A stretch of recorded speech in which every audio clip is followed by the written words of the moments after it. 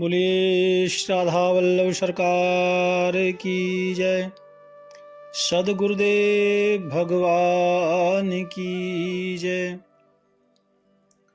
ना गुरुरधिकं तत्त्वं ना गुरुरधिकं तपः ना गुरुरधिकं ज्ञानं तस्मै श्री गुरवे नमः। प्यारे प्रभु प्रेमियों, आप सभी परम पावन भक्ति माता श्री मीराबाई जी का पावन सत्संग चरित्र श्रवण कर रहे हैं। आप सभी ने कल श्रवण किया कि मीरा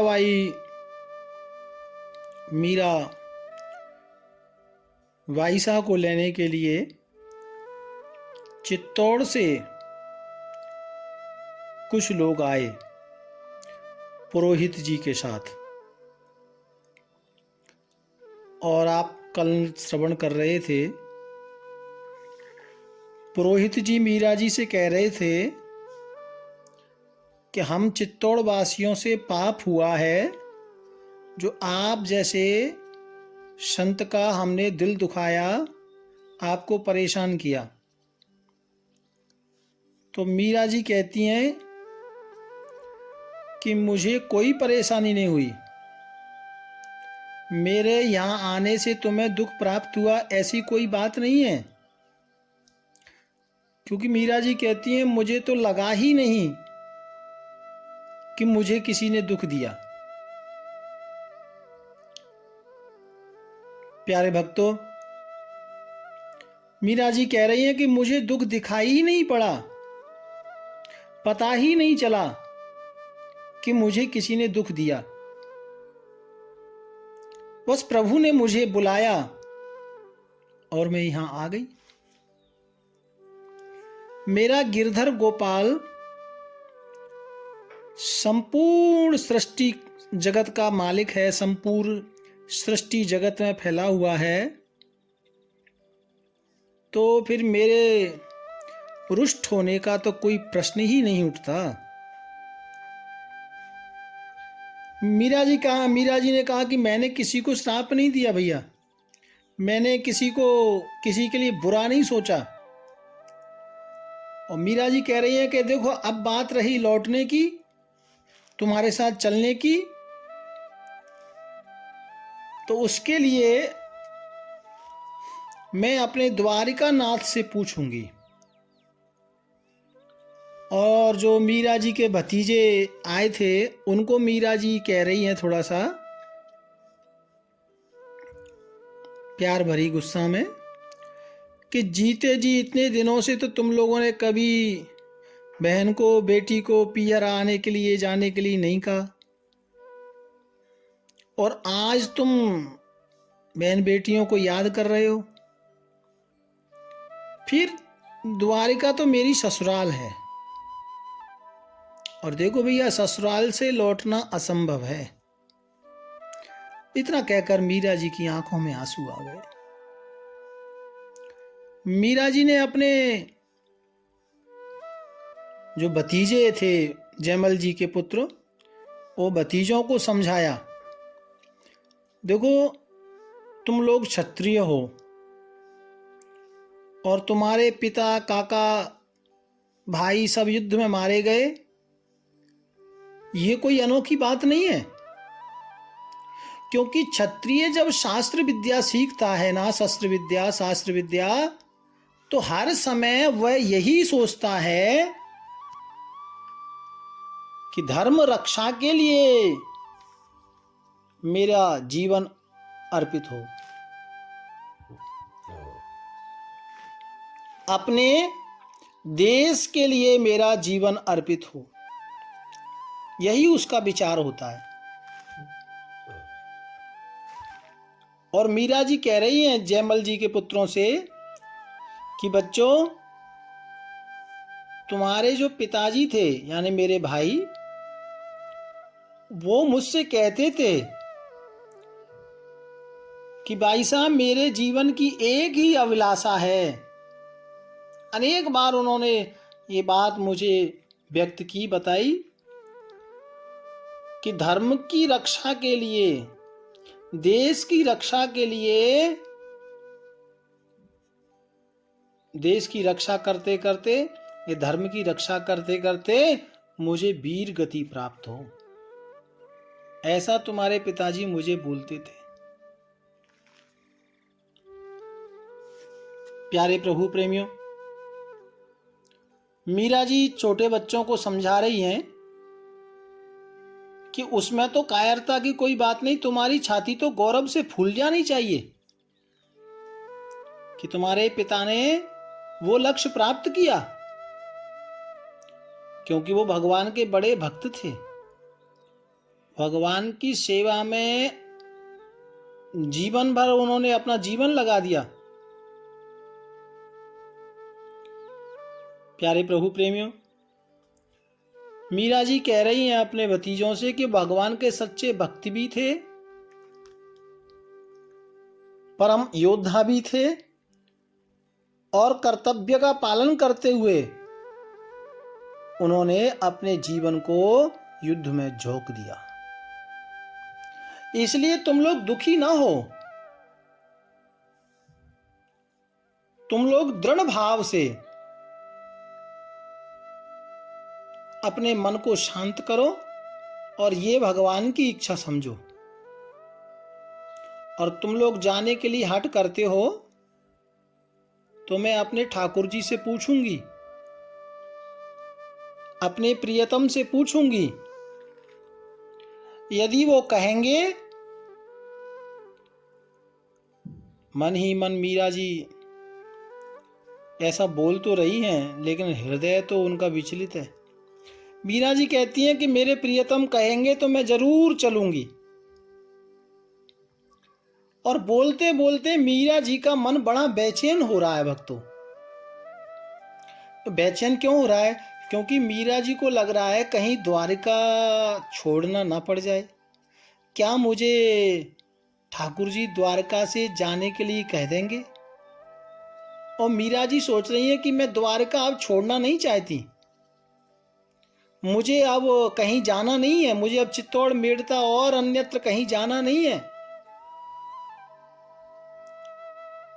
और उन्होंने रो रो कर अपने भगवान से प्रार्थना शुरू किया। भक्तों, हे दया के धाम, हे श्याम सुंदर, क्या तुम अपने चरणों से मुझे दूर कर दोगे? क्या मुझे अपने चरणों से अलग कर दोगे? हे कृपा निधान, मैं बहुत भटकी हूं। मीरा जी कहती हैं कि अब तो मेरे देह में भटकने का दम भी नहीं रहा, अब ये शरीर इतना साथ नहीं देता। ठाकुर, अब व्यर्थ की चर्चा, राजघराने की चर्चा, ये सब मुझे नहीं सुहाती।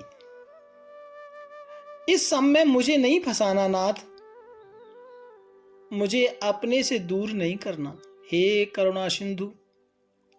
और मीरा जी रो रो कर अपने भगवान से निवेदन कर रही थी, ठाकुर जी मुझे अपने चरणों से दूर नहीं करना, इतनी मुश्किल से तो मुझे आपकी कृपा प्राप्त हुई है, आपका धाम मिला है, मैं आपके चरणों से दूर नहीं जाना चाहती। भक्तों, उसी समय जब मीरा जी की आंखों में आंसू थे, आंख बंद थी, भगवान को बुला रही थी, उसी समय मीरा जी ने देखा कि मीरा जी को लगा कि मेरे शरीर को कोई स्पर्श कर रहा है, ऐसा महसूस हुआ। और मीरा जी ने नजर उठा के देखा तो भक्तों सामने कांचना दासी खड़ी थी। आप जान गए होंगे कांचना दासी, जो दिव्य द्वारका में माता रुक्मणी की जो दासी हैं कांचना। मीरा जी ने देखा कांचना दासी खड़ी हैं, जो दिव्य द्वारका से गई थी प्रकट होकर, और वो एकदम मीरा जी के सम्मुख आई।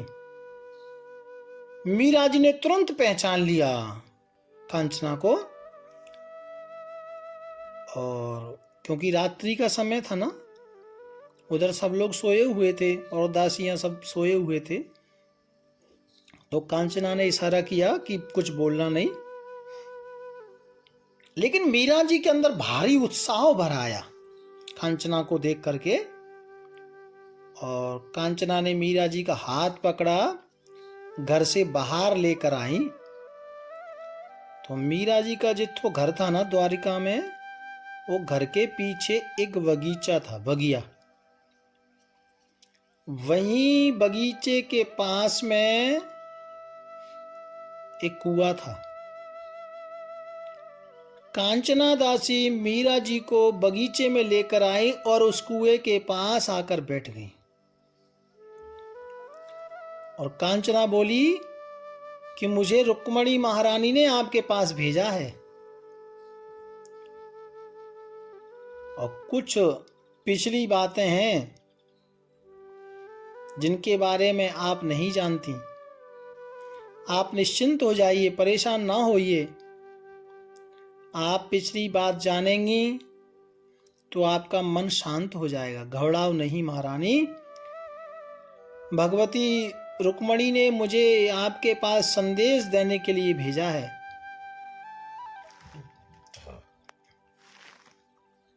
मुझे आपके पास इसीलिए भेजा है कि आप दुखी ना हो, और वही संदेश सुनाने के लिए मैं आपको आई हूं, जिससे आपका दुख दूर हो जाएगा। और कांचना दासी मीरा जी को कहती हैं कि आप निश्चिंत हो जाइए, आपके साथ कोई अन्याय नहीं होगा, क्योंकि आपके साथ प्रभु की पूर्ण कृपा है। और भगवान कभी अपने भक्त के साथ में धोखा नहीं करते हैं। भगवान अपने भक्त को कभी अकेला नहीं छोड़ते हैं। वो कांचना दासी मीरा जी को समझा रही हैं भक्तों, और रात्रि का समय है और कह रही हैं कि मुझे रुक्मणी महारानी आपने आपके पास भेजा है, आप बिल्कुल निश्चिंत रहें। और ये सब कुछ भगवान की लीला है। कांचना कह रही है कि भगवान अपने भक्तों को भेजते तो हैं, लेकिन अकेले नहीं। पता नहीं किस रूप में भगवान उस भक्त की रक्षा करते रहते हैं। इसलिए, और लेकिन ये भगवान की माया को हर कोई जान नहीं पाता ना, इसलिए कभी कभी ज्ञानी होकर के भी लोग घबराते हैं। लेकिन ठाकुर जी द्वारा भेजे हुए अपने विशेष भक्त को, विशेष सेवक को ठाकुर जी अनाथ की तरह कभी नहीं छोड़ते। भक्तों को पता नहीं चलता कि ठाकुर जी का हाथ उसके ऊपर बना रहता है, और भक्तों को पता नहीं लगता। सदा रक्षा के लिए ठाकुर जी बिल्कुल सावधानी पूर्वक ठाकुर जी अपने भक्त को संभालते रहते हैं। लेकिन इस बात का पता भक्त को नहीं चलता, और ठाकुर जी होने भी नहीं देते। प्यारे भक्तों, और उनके जीवन को पग पग ठाकुर जी संभालते हैं, उनको कोई दिक्कत नहीं होती है। तो दासी कांचना मीरा जी को समझा रही हैं कि आप तो ठाकुर जी की परम प्रिय दासी हो, सेवक हो, और आपके अंदर उनके प्रति प्रियतम का भाव है, हमारी स्वामिनी है आप, तो फिर आप चिंता क्यों करती हो। और मीरा जी जब ऐसी गल्लां सुन रही हैं, बातें सुन रही हैं, तो भक्तों मीरा जी का जो मन में जो चिंतन था, जो द्वारका जाने के लिए जो घबराहट थी ना, वो धीरे धीरे शांत हो रही है। और बगीचे में कुआं के पास बैठ करके एक कांचना दासी मीरा जी को पिछली बात सुनाना चाह रही है, और जिसको मीरा जी नहीं जानती। तो मीरा जी को कांचना कहती है कि आपको मालूम नहीं कि आप कौन है और दिव्य द्वारका आपको क्यों मिलेगी, ये आपको जानकर अच्छा लगेगा, आपका मन शांत होगा। मीरा जी ने कहा तो आप बताने की कृपा करें। कांचना ने कहा कि देखो, पहले आप ब्रज की एक माधवी नाम की गोपी थी। तो मीरा जी ने कहा कि ये बात तो कोई खास नहीं, क्योंकि मीरा जी तो ये बात जान ही गई थी। लेकिन मीरा जी सुन रही हैं। वो कांचना कहती है ये बात तो आप शायद जानती होंगी, लेकिन आगे की बात आपको नहीं पता। अब भक्तों थोड़ा गौर से सुनना ये बात। कांचना कहती है कि सूर्य ग्रहण के समय कुरुक्षेत्र में ब्रजवासी लोग आए थे। वहाँ एक यदुवंशियों का, जितने भी यदुवंशी थे ना भक्तों, वो सब उसमें मेला लगा था कुरुक्षेत्र में सूर्य ग्रहण पे। आज भी लोग बहुत जाते हैं ब्रह्म सरोवर में स्नान के लिए। तो वहां पर वसुदेव देव की, ब्रज के गोप ग्वाल गोपियां सब गए थे भक्तों। राधा रानी भी उत्थों गई थी। और तो द्वारका से भी, जो द्वारका में जो लोग रह रहे थे वो भी सब आए थे। कृष्ण बलराम भी आए थे, कृष्ण पटरानियां रानियां सब वहां इकट्ठे हुए थे।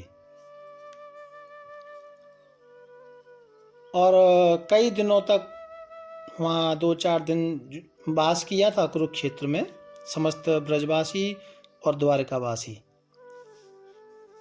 तो कांचना कह रही है कि आप भी वहां आई थी, आप भी वहां आई थी और श्री राधा रानी के समीप आप रहती थी।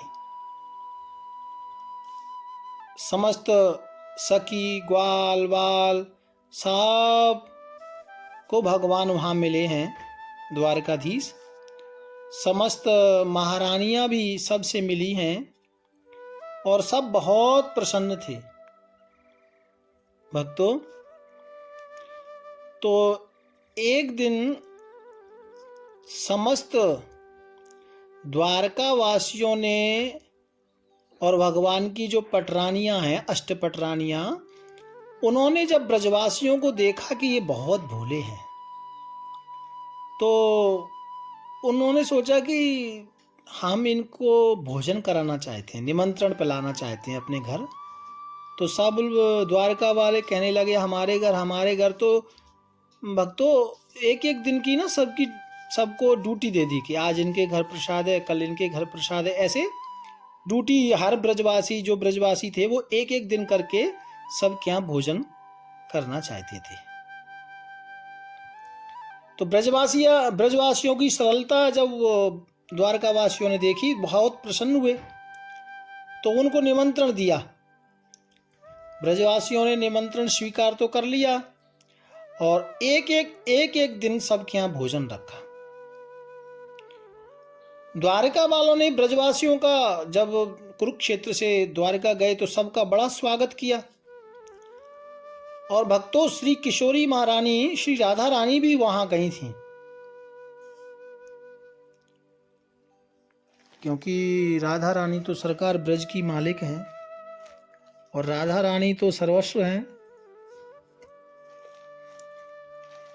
भक्तों राधा रानी का दर्शन भी कृष्ण पटरानियों को हुआ था, तो वो सब प्रसन्न थी। बार बार राधा रानी को अष्टपटरानी अपने महलों में बुलाना चाहती थी, लेकिन वो जाती नहीं थी। तो रुक्मणी महारानी ने बड़ा आग्रह किया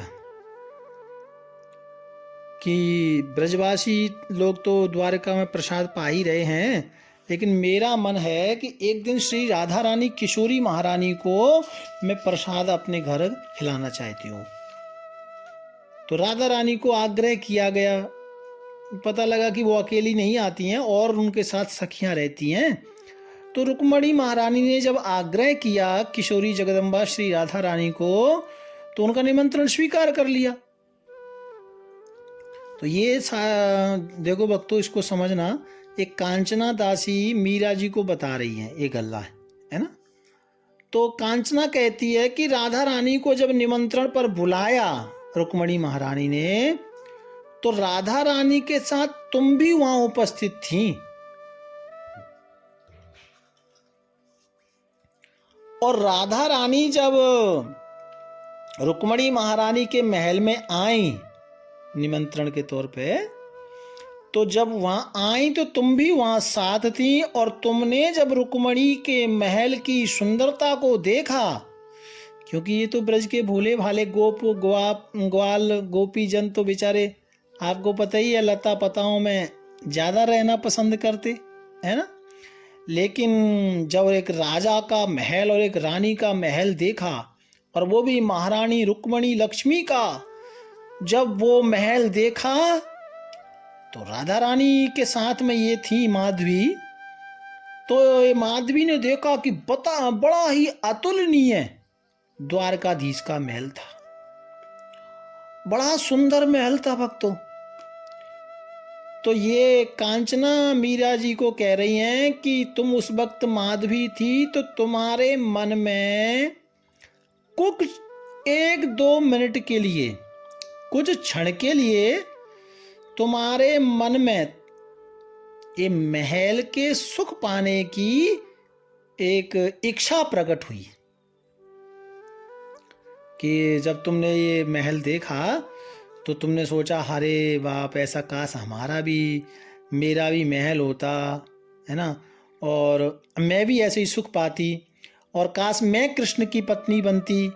ऐसा बोले तुम्हारे मन में ये सब भाव विचार एक क्षण के लिए जागा था। कब? जब तुम रुक्मणी जी के महल में प्रवेश तुमने किया किशोरी राधा रानी के साथ, तो तुम्हारे मन में ये अभिलाषा तुम्हारे हृदय में जब अंदर आई थी ना, तो उसी वक्त महारानी रुक्मणी ने आपकी मन की बात को सुन लिया, और उसी वक्त ठाकुर जी ने भी तुम्हारे मन की बात को सुन लिया। तो भैया, अब जो राधा रानी का परम भक्त है ना, ठाकुर जी का जो परम भक्त है, खासकर राधा रानी का, तो भगवान को तो फिर उनकी इच्छा पूरी करनी पड़ेगी ना। तो कहा जब तुम्हारे मन में ठाकुर जी के घर में ये इच्छा जागी, तो रुक्मणी महारानी और कन्हैया ने कहा ये इच्छा भी हम माधवी की पूरी करेंगे। तो बोले ये जो तुमको महलों का बास मिलने वाला है, या जो तुमने दुब्ब द्वारका का दर्शन किया, ये ठाकुर जी तुम्हारी वही अभिलाषा पूरी कर रहे हैं। इसीलिए ठाकुर जी को आप अपना प्रियतम मानती हैं। एक कहो भगवान जी अपने भक्त की कोई कामना अधूरी नहीं रखते भक्तों। तो इस तरह से बोले तुमने रुक्मणी के महल में इच्छा जागृत की, ये प्रकट की थी, वही इच्छा को पूरा करने का अब ये समय आ गया है। ठाकुर जी अपने भक्त की इच्छा कभी अधूरी नहीं रखते। ऐसा कांचना दासी रुक्मणी जी को बता रही हैं। और प्यारे प्रभु प्रेमियों, कांचना ने फिर बाद में बताया कि कुछ देर तक वहाँ श्री किशोरी महारानी रुकी थी रुक्मणी जी के महल में, और फिर रुक्मणी जी के महल में जब रुकी, उसके बाद जब वापस आई तो आप भी वापस लौट आई थी, लेकिन जो तुम्हारे मन में जो एक भाव प्रकट हुआ था ठाकुर जी की पत्नी बनने का, ये सुख भोगने का, वो सुख भोगने की अभी कुछ दिन पहले तुमने एक झांकी देखी थी, है ना।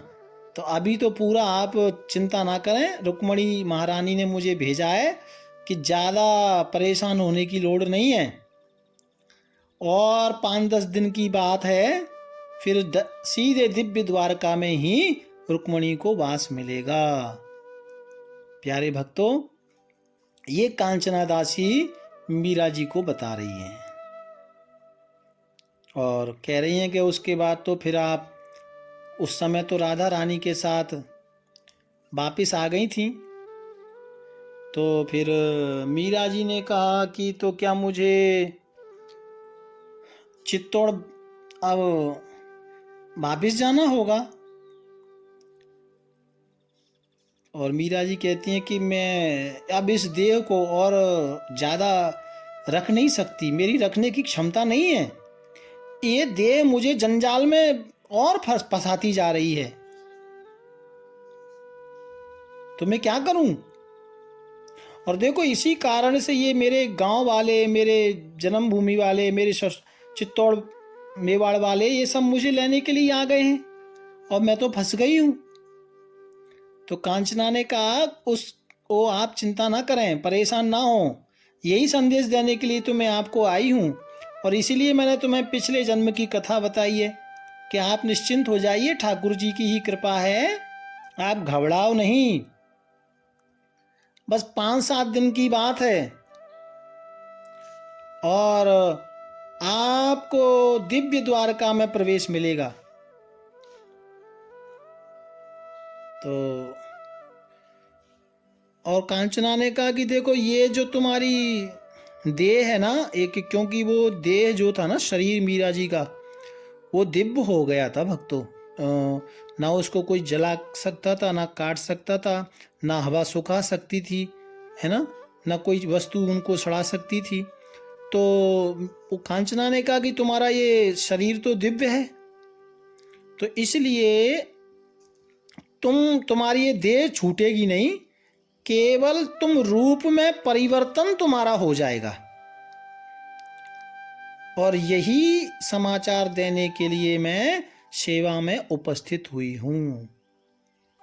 मीरा जी ने जब ये सारा विस्तार सुना तो बड़ी प्रसन्न हुई भक्तों। और कांचना ने कहा कि स्वामिनी, आप मुझे आज्ञा दीजिए। मीरा जी खड़ी हो गई भक्तों और प्रणाम किया है कांचना ने मीरा जी को। मीरा जी ने कहा कि आपने मुझे इतने रहस्य की बात बताई और मेरे मन को बहुत शांति मिली है। तुम्हारे वचन सुनकर मुझे बहुत शांति मिली है।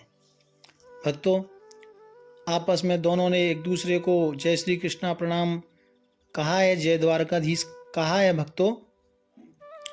और कुछ देर मीरा जी जब कांचना गई तो थोड़ी देर तक मीरा जी को नजर आई, बाद में वो कांचना अंतर्ध्यान हो गई। और रात्रि का समय था भक्तों, तो वापिस मीरा जी ने आकर के सबके पास में मीरा जी सो गई हैं, विश्राम किया है।